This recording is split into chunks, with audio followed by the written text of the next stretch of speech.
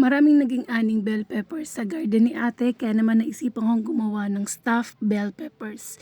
So nasa screen nyo ang aking mga ingredients na ginamit. So ground chicken dyan ang aking nilagay na meat. So una, sinutay ko muna ang onion and garlic, pati ang chicken, kasi gusto ko na luto na to bago ko siya ilagay sa loob ng bell peppers.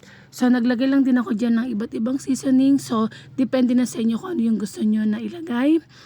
Habang nung luto na siya, sinet aside ko muna. So habang inaantay ko na lumamig, so ginawa ko na tong pag-aalis ng seed and membranes ng ating mga bell peppers.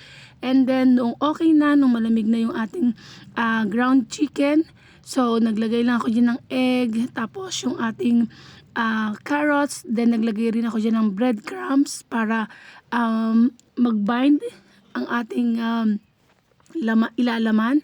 So inisa-isa kong lagyan. So minamake sure ko lang na i-push down yung laman para yung pinaka dulo din ng ating bell pepper ay meron maging laman. So para sa video na to, ang ginawa ko dyan ay steam.